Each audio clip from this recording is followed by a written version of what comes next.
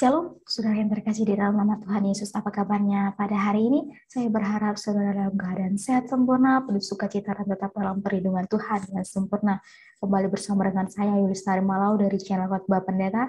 Dan pada kesempatan kali ini saya akan mengundang saudara untuk menyaksikan sebuah kesaksian dari saudara kita yang dulunya dia seorang Muslim dan kini dia menjadi seorang penginjil.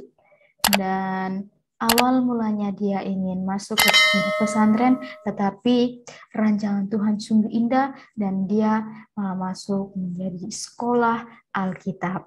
Dan dia sekarang sudah sarjana teologi. Bagaimanakah kesaksian dari beliau? Mari kita saksikan videonya bersama-sama. Baik, shalom semuanya, saudara-saudara yang dikasihi oleh Tuhan. Perkenalkan, nama saya Ujang Jeni Saifullah. Saya dari Bandung, dari suku Sunda asli, dan saya seorang ayah dari kedua putri dan satu istri, dan itu satu-satunya sampai selama-lamanya. Nah, mungkin karena saya memang dari latar belakang dari seberang gitu ya, dari namanya saja mungkin bisa nampak dan bisa terlihat gitu ya, Bapak Ibu Saudara-saudari. Ya, jadi saya sebelum mengenal Isa Al-Masih, memang saya dulu adalah seorang yang hidup di jalanan seperti itu, gitu ya, hidup dalam lingkungan yang dimana mereka seorang yang tidak mengenal Tuhan, begitu ya, karena memang saya seorang yang dari latar belakang Muslim begitu. Sebelum saya mengenal itu memang kehidupan saya dulu seorang pemakai dan seorang pengedar begitu. Tetapi dengan berjalannya waktu, saya memang dari sejak kecil, bahkan dari sejak sebelum masuk sekolah pun juga, sebelum masuk sekolah SD, saya memang sudah ada di dalam lingkungan yang dimana mereka sudah berkecimpung dengan dunia rokok atau narkoba seperti itu, dan saya masuk di dalam lingkungan tersebut. Sehingga saya di luar yang namanya kasih sayang dari seorang ayah, karena memang waktu itu ayah saya entah di mana gitu ya, tetapi puji Tuhan 2008 itu saya dipertemukan dengan seorang ayah kandung saya. Nah, tetapi satu hal memang ayah saya itu adalah lebih dulu untuk mengenal Isa Al-Masih, memang dari keluarga yang taat ya, keluarga Muslim yang taat dari keluarga ayah, dan memang itu punya seorang santri semuanya. Tapi beda memang dari keluarga dari seorang ibu adalah memang itu adalah biasa seperti itu. Tapi puji Tuhan dengan berjalannya waktu saya begitu banyak pergaulan seperti itu, dan memang tidak lain begitu, saya seolah-olah memang tidak mempunyai pengharapan. Ya nanti saya mau mati, masuk neraka pun juga tidak masalah begitu ya, karena memang kehidupannya tidak seolah-olah tidak punya pengharapan. Jadi harapan itu benar-benar suram bagi saya pada waktu itu. Begitu. Jadi saya menikmati dunia ini, apa yang diberikan, apa yang saya nikmati. Tetapi memang ada satu kekosongan hidup dalam hidup saya pada waktu itu, di mana saya dalam merenungkan pada waktu saya di Jakarta kerja, waktu itu memang saya sempat bekerja di Istana Merdeka pada waktu zamannya Ibu Megawati pada waktu itu, tapi tidak lama di sana. Setelah itu saya sempat berjualan juga di Jakarta, di Jalan Haji Juanda, persis di depan Bank DKI. Namun singkat cerita, pada waktu itu kakak saya menelepon untuk pulang ke Bandung, dan memang kakak kandung saya lebih dulu juga mengenal, karena memang bertemu dengan seorang ayah, dan singkat cerita kakak kandung saya pun juga mengenal Yesus. Nah, maka dari itu saya ditelepon oleh kakak saya, di mana karena tahu mungkin seorang kakak yang sudah mengenal Isa Al-Masih atau Yesus Kristus terlebih dahulu, mempunyai kasih kepada seorang adiknya, di mana karena tahu mungkin kehidupan saya seperti apa begitu, supaya mungkin berhenti dari kebiasaan-kebiasaan buruk seorang pemakai seperti itu, dan itu tidak berhenti. Setiap hari saya sebelum sekolah, bahkan waktu itu sudah mulai merokok, sudah mulai minum, bahkan masuk SD sudah mulai yang namanya mengenal ganja, sudah mengenal yang namanya obat-obatan. Singkat cerita terjerumuslah di situ, sampai itu benar-benar 2008 lah saya di situ bertemu dengan seorang ayah saya, seorang ayah kandung saya, di mana singkat cerita di situ dan punya kerinduan untuk gimana saya harus mungkin untuk masuk gitu kan, dimana ke tempat yang dimana supaya saya berubah begitu ya. Ya mungkin katakanlah itu tempat dimana untuk pembentukan kehidupannya. Nah seperti itu, mungkin kira-kira seperti pesantren lah kayak gitu. Tetapi setelah itu saya masuk setelah ketemu 3 hari dengan ayah saya, lalu saya diajak ke sekolah Alkitab begitu ya. Tetapi itu bukan dikatakannya bukan sekolah Alkitab, tetapi itu adalah dimana supaya hidup kamu berubah, hidup kamu benar-benar punya masa depan yang cerah.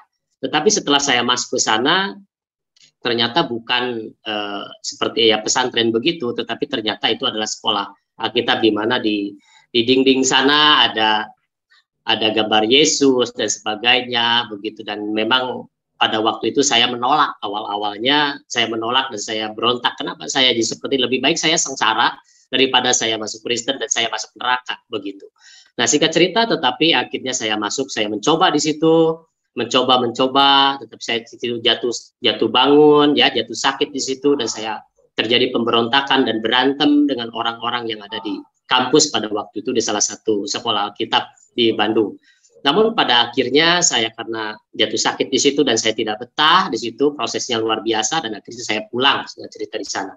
Saya pulang ke rumah ayah dulu, dan saya di sana membaca Al-Quran begitu ya. Setelah itu saya juga pulang ke rumah ibu saya karena memang sudah pisah sama ibu saya. Nah, singkat cerita saya sembahyang pada waktu itu di sholat Isya gitu ya, dan saya sembahyang wiridan di sana, yang lain pada pulang dan saya masih berdoa di sana untuk meminta ampun kepada Allah, itu meminta ampun kepada Tuhan bahwa saya masuk kepada sekolah Alkitab dan saya membaca Alkitabnya orang Kristen begitu, dan saya itu merasa berdosa, benar-benar saya merasa berdosa dan saya merasa menjadi seorang kafir di situ. Dan akhirnya saya berdoa kepada Allah itu, ya Allah, ampunilah segala dosa dan perbuatan kami, segala kekilafan kami sudah masuk ke gereja, kami sudah membaca Alkitab yang punya orang Kristen, saya sudah menjadi orang kafir, kiranya pintu pengampunan itu terbuka bagi kami, Allah, sebagai hamba-Mu. Dan saya sambil menangis, dan setelah itu ada suara yang nyaring itu memanggil saya untuk kembali kepada sekolah Alkitab tersebut. Dan suara itu saya memang nggak pernah, tidak seperti suara manusia begitu tentunya gitu, tetapi suara itu memang suaranya unik sekali begitu, dan itu belum pernah saya dengar, karena memang orang Muslim atau dari seberang itu percaya bahwa ada di masjid itu ada jin kafir, ada jin Islam, jadi saya percayanya ke situ. Tapi itu memang beda suaranya, membawa saya itu hati dan pikiran itu membuat saya bingung begitu ya, membuat saya bingung dan membuat saya penasaran begitu kan.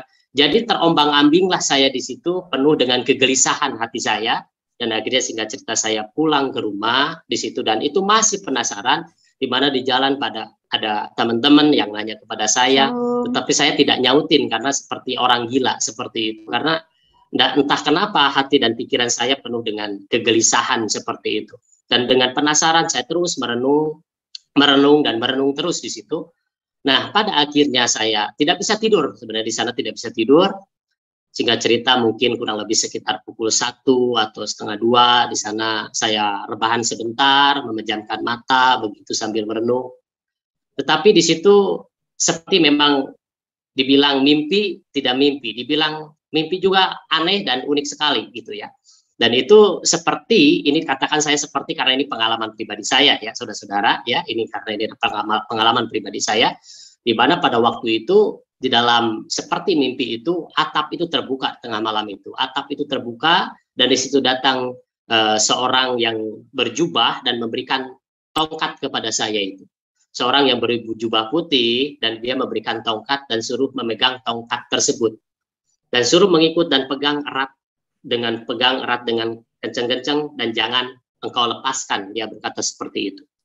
Dan akhirnya singkat cerita saya dibawa ke kedua alam, tapi itu saya sadar dan tidak sadar, tetapi itu sepertinya roh gitu ya, roh bukan fisiknya tetapi rohnya.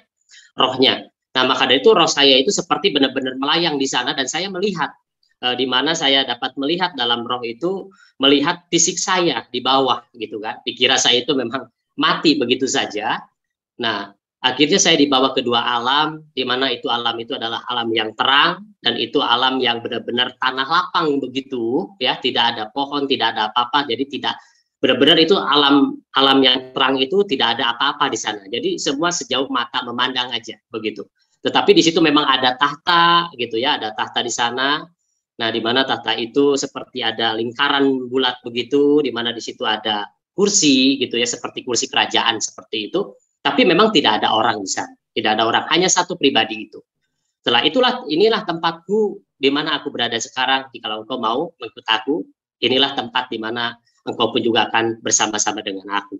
Nah, setelah itu dia membawa saya memperlihatkan di tempat yang gelap. Di situ ada satu gerbang, gerbang besar, begitu ya, gerbang besar di sana. Setelah gerbang besar itu terbuka, dan diperlihatkan itu adalah alam gelap di sana, tidak ada satu titik terang pun atau cahaya pun di sana. Dan akhirnya saya masuk ke sana, dan akhirnya setelah itu tertutup lagi di sana, tertutup lagi, pintu gerbang itu tertutup, dan saya mencari orang yang tadi itu, yang ketemu dengan saya itu. Nah, setelah itu saya ditinggal, lalu saya di situ begitu banyak tidak bisa melihat di sana. Saya mencari gerbang tadi namun tidak ketemu begitu. Namun setelah itu saya menyusuri ya, menyusuri dengan sambil meraba-raba begitu. Namun terlihatlah ada satu cahaya yang kecil yang jauh di sana. Setelah itu masuklah ke dalam lorong. Lorong itu lorongnya kecil sekali gitu, dan saya sempit sekali untuk masuk ke lorong itu, untuk untuk melihat kepada satu titik terang itu atau cahaya yang kecil itu. Dan itu sulit sekali, itu benar-benar sempit sekali lorong itu, jalannya sangat sempit sekali. Dan singkat cerita, saya masuk ke lorong itu dengan dengan berjerih payah, dengan kesulitan begitu, dan akhirnya menemukanlah cahaya yang kecil itu. Tetapi setelah itu saya kembali lagi ke alam di mana saya ada di dunia ini begitu.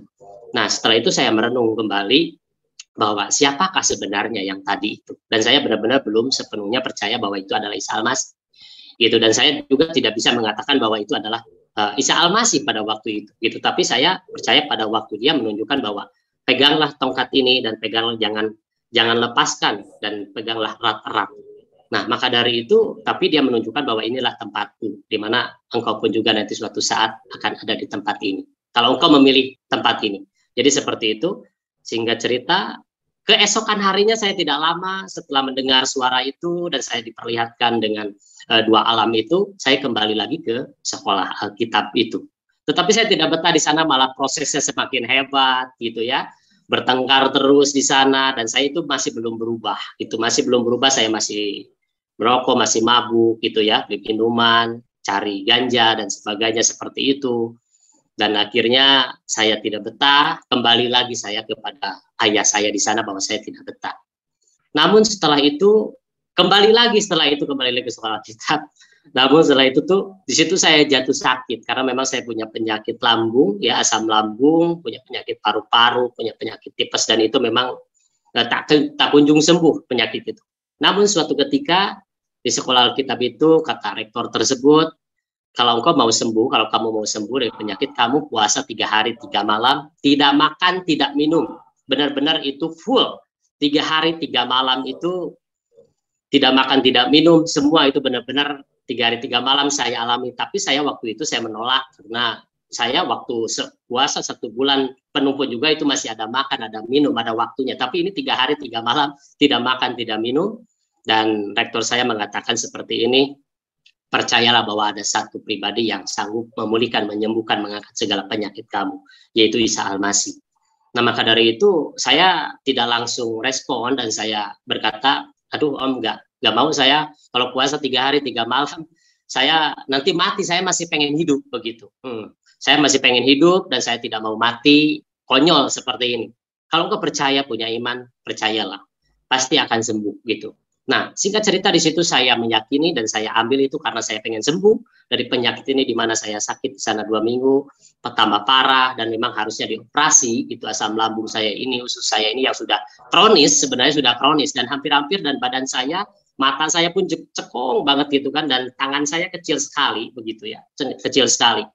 Nah, singkat cerita pada waktu itu saya jalani Tetapi setelah saya jalani puasa 3 hari 3 malam itu ujian sangat hebat sekali. Ujian dan cobaan itu sangat-sangat hebat sekali. Ada tawaran-tawaran dari orang yang tidak saya kenal. Tiba-tiba, mau nggak kamu kerja? Mau nggak kamu saya kasih nih modal? Itu orang itu tidak sama sekali saya tidak kenal. Dan saya hampir-hampir ikut dengan orang ini yang menawarkan pekerjaan dan menawarkan untuk memberikan modal kepada saya. Tetapi setelah itu saya seperti ada yang narik jangan begitu. Dan akhirnya itu saya sambil berjalan begitu ya dengan berapa kilo gitu lagi puasa, suruh membabat rumput untuk rumah pemulihan, dan itu sesuatu yang luar biasa. Nah, singkat cerita, saya dalam 3 hari setelah itu saya lewati semuanya, lewati puasa 3 hari 3 malam itu tidak makan tidak minum, dan waktunya saya mau berbuka puasa, Shalom. Saya jatuh pingsan, saudara-saudara. Saya jatuh pingsan di situ, dan pingsannya itu mungkin kalau yang lain mungkin pingsan hanya beberapa menit saja begitu ya. Tapi pingsan saya ini lama, dari sore sampai pukul 1, saudara-saudara. Sampai pukul 1 subuh itu. Dari sore, dari jam 5 sampai jam 1 subuh itu. Itu pingsan. Mungkin orang lain menganggap saya mati begitu ya. Nah, seperti itu. Tapi singkat cerita, saya dibawa lagi di situ seperti roh saya itu diangkat, saudara-saudara. Seperti roh saya ini diangkat gitu. Dan singkat cerita pada saya bangun sendiri, saya siuman di situ kurang lebih sekitar pukul 1 itu, dan benar-benar itu penyakit saya itu seperti diangkat, dan rasanya itu benar-benar sakit, dan itu seperti saya berteriak di situ kesakitan. Tapi setelah itu saya merasakan ada sesuatu yang memang tidak ada lagi penyakit, tidak lagi kesakitan dalam diri saya itu, dan saya klaim di situ bahwa saya sembuh. Nah, setelah itu disitulah titik awalnya saya benar-benar mempercayai bahwa ini adalah Isa Al-Masih yang menyembuhkan, memulihkan, yang mengangkat segala penyakit saya itu. Tetapi tidak berhenti di situ, Bapak Ibu saudara-saudari yang dikasih oleh Tuhan. Saya tidak mengalami satu perubahan di situ, gitu. Saya hanya menikmati mujizatnya saja.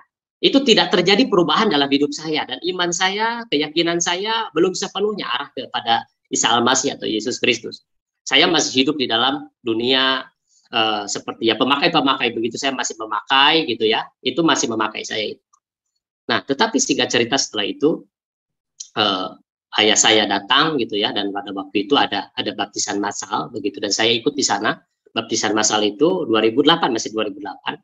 Nah, maka dari itu saya mengambil keputusan tanpa ada satu paksaan begitu. Saya mengambil sebuah keputusan untuk menerima yaitu Isa Al-Masih sebagai Tuhan dan Juru Selamat. Setelah itu dibaptis, tidak lama setelah itu, dan saya tidak betah di Bandung karena ada satu ketakutan pada waktu itu, ada ketakutan takut ketahuan, di mana nanti keluarga saya, saudara-saudara saya ketika saya menerima Isa Al-Masih sebagai Tuhan dan Juru Selamat, pasti tentunya saya akan mengalami penolakan, dan itu ketakutan yang luar biasa.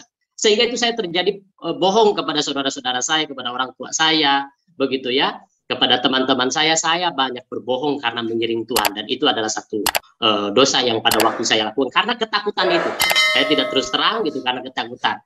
Nah, tetapi singkat cerita akhirnya saya ke Tawangmangu, saudara-saudara, ke Solo ya, ada sekolah teologi di sana di Solo, dan akhirnya saya di sana sekolah. Nah, tetapi di sana itu saya tidak berhenti di sana, malah tambah parah lagi kehidupan saya itu. Bukan semakin membaik ketika saya masuk ke dalam sekolah teologi gitu ya, bukan semakin membaik, bukan semakin berubah, tetapi semakin parah kehidupan saya, pergaulan saya, ketemu dengan orang Ambon, ketemu dengan orang Batak begitu ya, ketemu dengan orang Papua begitu, ketemulah dengan orang-orang yang dulunya pemabuk, mabuk lagi di saat saudara-saudara ya, di STT itu saya mabuk lagi, keluar lagi, cari lagi narkoba, cari lagi ganja, cari lagi minum-minuman dan sebagainya. Itu semakin parah kehidupan saya.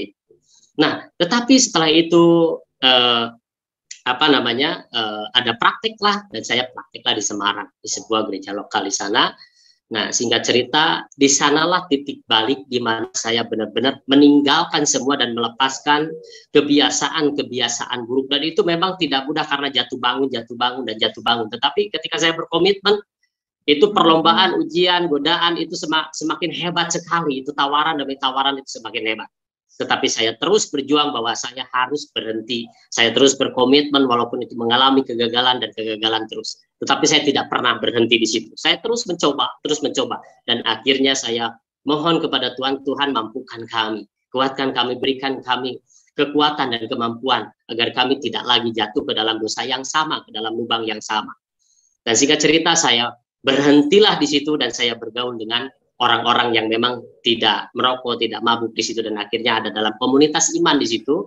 Sehingga cerita, disitulah saya memang benar-benar berhenti di situ, bisa melepaskan semua kebiasaan-kebiasaan buruk, ya, kebiasaan-kebiasaan semua rokok, narkoba, ganja dan sebagainya. Disitulah saya mulai merasa bertumbuh, mulai merasa bahwa ini adalah, disitulah titik balik saya untuk benar-benar mempercayai bahwa Isa Al-Masih, Yesus Kristus itu adalah Tuhan dan Juru Selamat. Itu yang sebenarnya titik baliknya itu. Pada waktu saya mengalami mujizat, itu saya benar-benar belum mengalami, yang namanya belum mengalami di mana misteri ilahi yang saya alami, itu belum, gitu ya. Tetapi melalui di mana saya mengalami perjumpaan secara pribadi, melalui keintiman dengan Tuhan, saya merasakan ketenangan, saya merasakan kedamaian.